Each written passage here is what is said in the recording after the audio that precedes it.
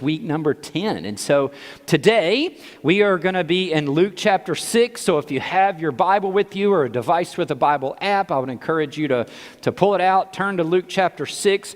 We'll be starting in verse 1 in just a moment.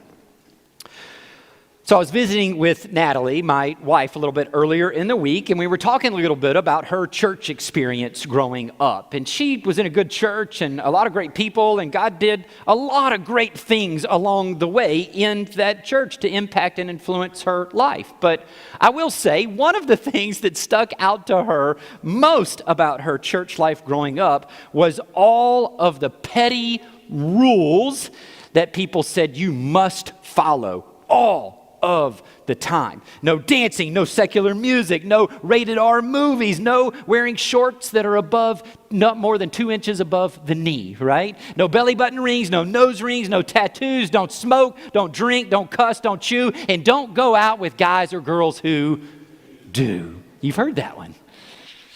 Many of you heard the same rules in church when you were growing up. Maybe they're the same rules that you try to live your life by even today. There's just so many rules that we hear in church. There's these expectations that we hear about from other people somehow. My guess is that you could even think of others. You probably were thinking of them. Like, for example, women must wear dresses in church and men should be wearing suits. Shame on you, because I'm seeing a lot of you not in dresses and suits. No. I mean, we don't hear about this as much anymore, but it's still fairly common in a lot of places. No wearing, hats. Men are not supposed to wear hats in here, right? Sometimes you hear people say that. Ladies are okay, right? Because they, as long as it matches their outfit or those kind of things. But guys, used to hear that one a lot. No running in the church, no food in the church, no drinks in the church. And how about this one? When you go to church camp, no mixed swimming.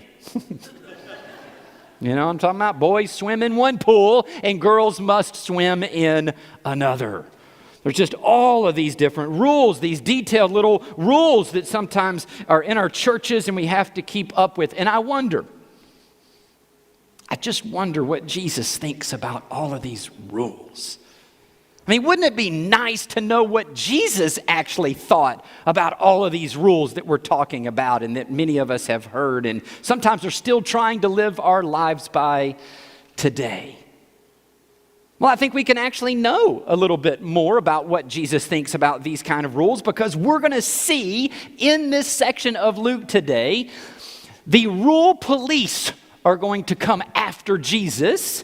And how he responds and reacts to them and the things that he says to them will say a lot to us about those same kind of rules and the rule police who come after some of us today. So Luke chapter 6, beginning in verse 1, look what Luke says there. He says, one Sabbath, Jesus was going through the grain fields and his disciples began to pick some heads of grain. They rubbed them in their hands and eat the kernels. Some of the Pharisees asked, why are you doing what is unlawful on the Sabbath? There's the rule police.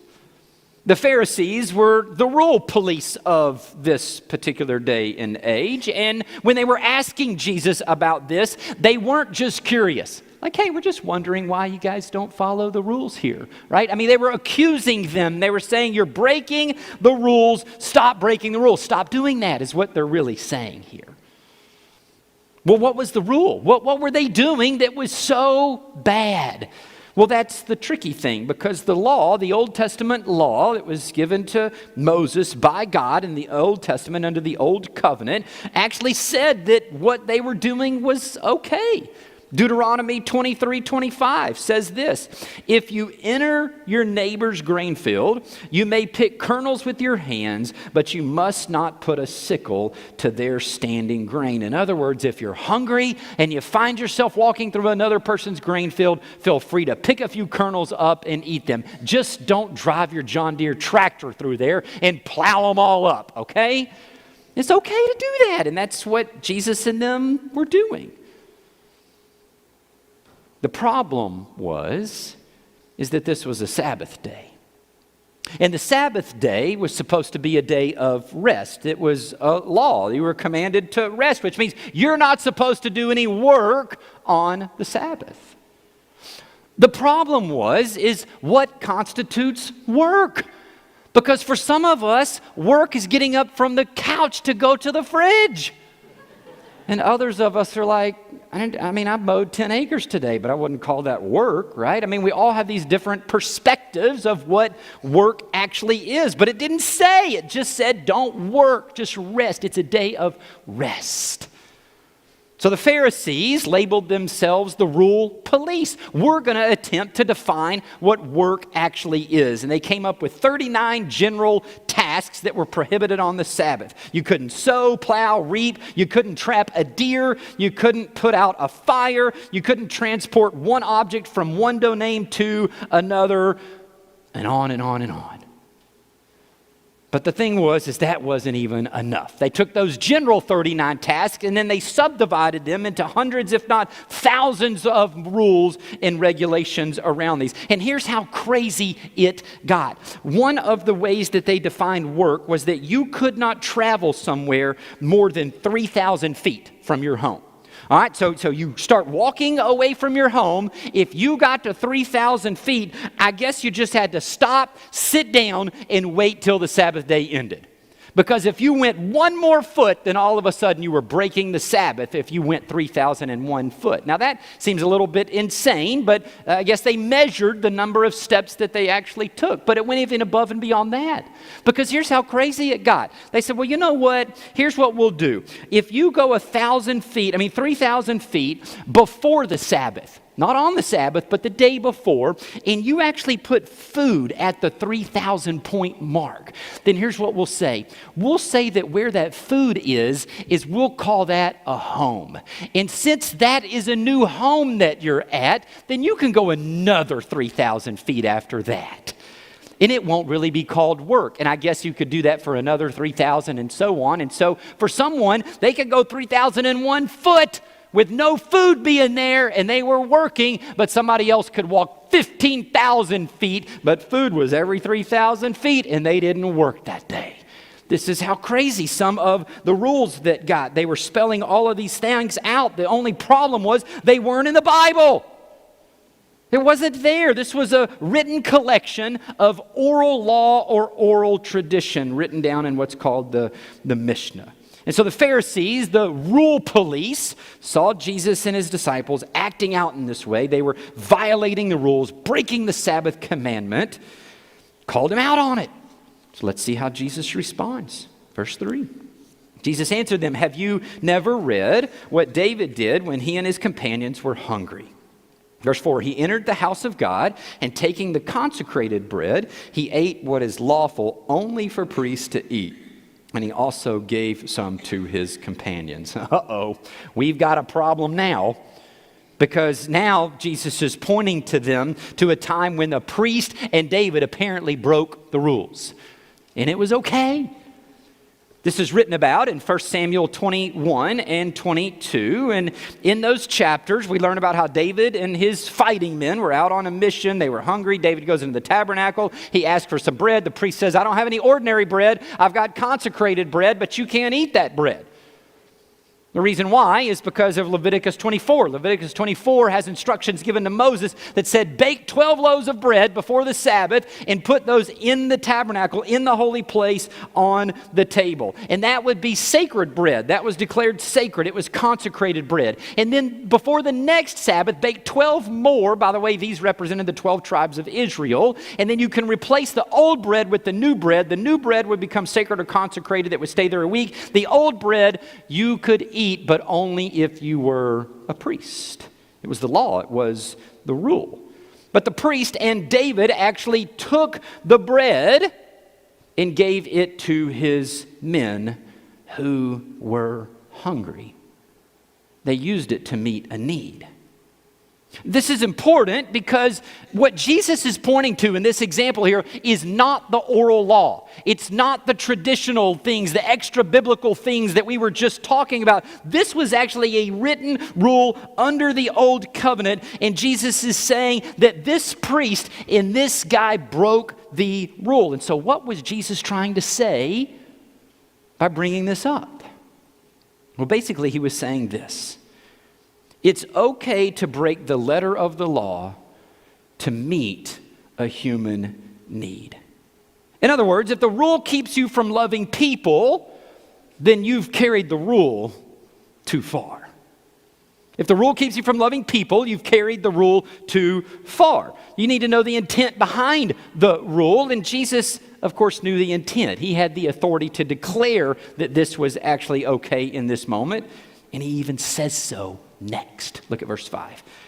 Then Jesus said to them, the Son of Man, which is a way that he referenced himself often in the way that Luke writes about him, the Son of Man is Lord of the Sabbath. We're talking about breaking the rules on the Sabbath, and he reminds you, hey, I'm the one who came up with that law in the first place. Right? And so if anyone would understand the intent behind it, it would be me. And so he's trying to tell these Pharisees, the rule police of his day, that in this moment they've gotten so carried away with the letter of the law that they've missed the intent behind it.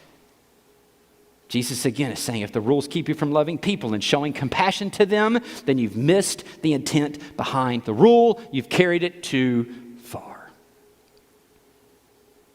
Before we move on, can I just make sure we understand what I'm saying here? Jesus broke the rule. Jesus broke the rule of working on the Sabbath in order to love his disciples and meet their need. This is what Jesus did. The crazy thing is, he's about to do it again. Look at verse 6. It says, on another Sabbath, he, Jesus, went into the synagogue and was teaching. And a man was there whose right hand was shriveled. The Pharisees and the teachers of the law were looking for a reason to accuse Jesus, so they watched him closely to see if he would heal on the Sabbath. The rule police were spying on Jesus to see if he would heal someone, which again shows you that they had faith that he could do so. But yet they would never really receive him for who he was. The thing about this was that it was technically okay to heal someone on the Sabbath as long as their life was in danger. But if it could wait for another day, they weren't literally about to die, then it was considered a work if you healed them and didn't wait till the next day. So the rule police were watching Jesus closely because this guy could wait another day. He's not going to die. He's been living with this condition for a while now. Let's see what Jesus does. Verse 8. But Jesus knew what they were thinking and said to the man with the shriveled hand, get up and stand in front of everyone. And so he got up and stood there. Can you imagine this scene? I mean, if Jesus was going to heal the guy or do something, he didn't have to do it this way. Psst, hey, buddy, come here. Get behind this wall. I see your hand. I'm going to heal you. I don't want them to see that we're breaking the rules out there. Nobody will know. It won't even cause a fuss, right? That's what Jesus could have done. Hey, buddy, come here. Stand right here in front of everyone and get ready to watch the fireworks. Man, you imagine being this guy in this position and standing up there in front of everyone. Verse 9, then Jesus said to them, I ask you, which is lawful on the Sabbath, to do good or to do evil, to save life or to destroy it? Again, Jesus just cuts right to the intent behind the law, behind the rule. He says, is it better? Is it better to keep the letter of the law and not do work, what's considered to be work on the Sabbath, or is it better to actually break the law to do what is considered a work if it means helping someone else? I mean, if you can show compassion and meet somebody's need right there in this moment and prevent them from suffering even one more day, then isn't that better than keeping some rule that says it's defined as work and getting in trouble with the rule police? Jesus shows us that it is. Look at verse 10. He looked around at them all, and then he said to the man, "Stretch out your hand." He did so, and his hand was completely restored. Wow. Here's what's so ironic, though, about this situation. Did you see the work that Jesus had to put in to accomplish this? The fuss is all about working on the Sabbath, and what did Jesus do? He said 4 words. Man, somebody better get the guy a Gatorade. I bet he was exhausted after that. You can't work on the Sabbath by using 4 words. How dare you? Once again, what someone defined as breaking the law, Jesus says it's worth breaking it if you're showing love and compassion to someone else. But this makes the rule police a wee bit angry. Look at verse 11.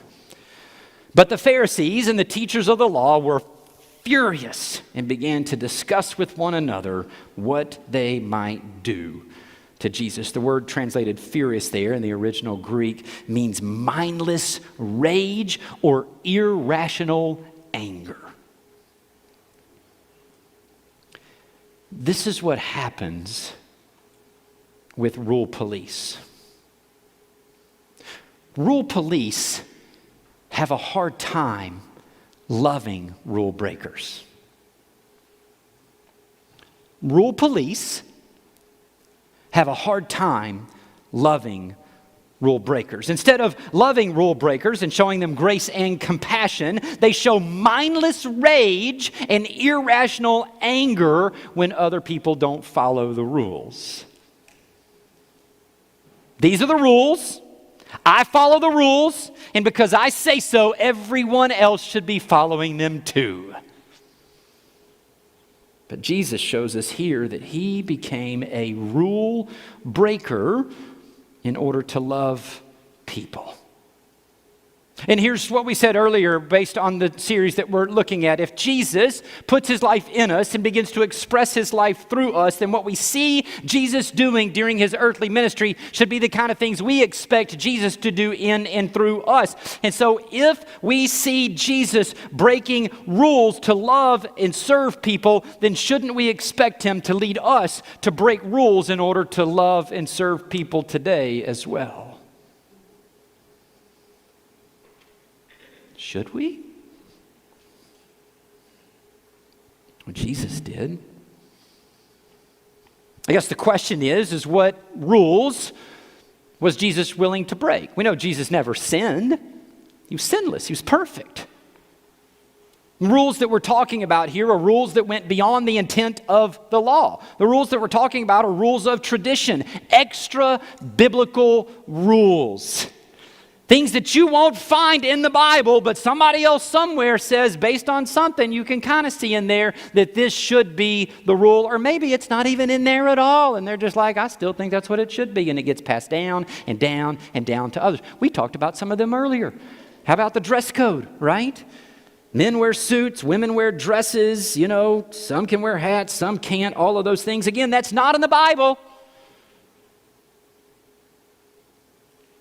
I had someone come up to me after the first service, and they said that their father, they grew up in a church where it was expected that men wore suits every single Sunday. The women were to wear dresses, and her dad was just crazy hot-natured. Sweat like you wouldn't believe. And so, hot, 100-degree Texas weather, and he decides not to wear a suit one day. And he was shamed for not doing so. Shamed verbally by so many people in the church that it took years, decades, for him to ever get the courage up to go back to church again. Because the rule police said, you cannot wear anything other than a suit to church. How about don't drink, don't smoke, don't cuss or chew, and don't go with girls or guys who do? That's the rule. There's certainly some wisdom Certainly some ways that the Spirit would lead us to not act out in regard to some of these things with sin. But here's the thing, here's the other side of that. Rule keepers sometimes become rule police, and rule police project their rules onto everyone else. And if we don't have room in the church for people in our world to engage in these kind of behaviors, then you and I will never, ever reach the lost, because this is what the lost does.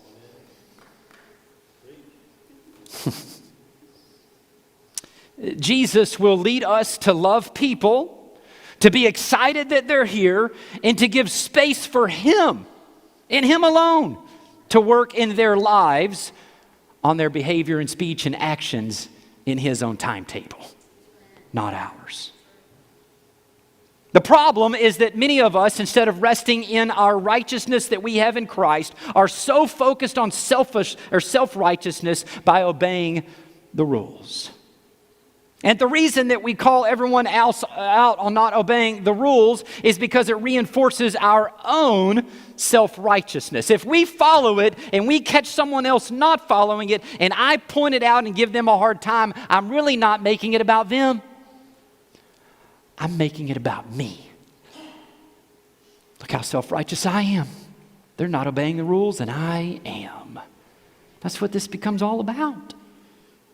Let me give you an example as we close. I don't know if you ever saw the movie Philomena. Philomena came out, I don't know, a dozen years ago or so, based on a true story. A true story of a young girl. She was a teenager. She got pregnant. Her parents, when she got pregnant and found out, sent her to live in a convent, and they were so ashamed of her that they basically told everyone around them that she was dead, that she died. They didn't want anything to have to do with her. Shipped her off to this convent. She ends up having the baby at the convent. She gets to see the baby for 1 hour a day, maybe 7 days a week. Eventually, after a year or two, the baby was adopted and taken away. Not by her choice, but forced to. No say-so in the matter. The movie picks up 50 years later, and she's never known what happened to her son. No information, doesn't know if he's okay. She desperately wanted to find him to just see what happened, but she couldn't find him. She couldn't figure it out. They wouldn't give her any information at the convent. And so she finds this reporter and asks him to help her out to see if he can help track him down. And he does. He ends up finding out who adopted him, and also found out, unfortunately, that he had passed away just a few years prior to her trying to find them and do this particular search. But in the process, they began to find people that knew him and learn more about his life. And one particular person had this homemade video that they showed at his funeral to help get to see some of the things about his life growing up. And she got to watch her baby grow up in these pictures. But then all of a sudden at the end of the video was a picture of him standing next to 2 nuns at the same convent that she had grown up in, or spent a few years in as a teenager. He had actually gone to the convent to try to find his mom, figure out who she was, and see if he could meet her before he died. One of the nuns, Sister Hildegard, who had been there at the time that Philomena was there was no way that she was going to let that happen. She basically told him that his mother had abandoned him and didn't want anything to have to do with him. Broke his heart. This reporter gets mad. Livid. He is hot.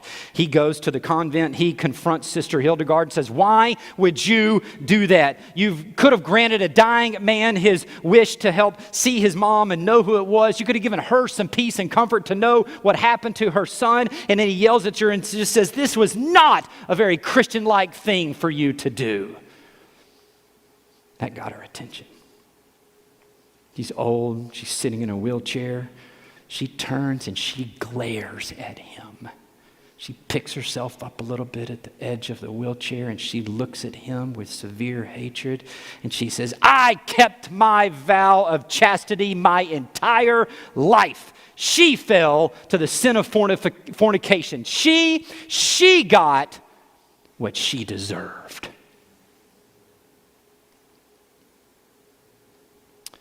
Sister Hildegard was a rule keeper who turned into the rule police.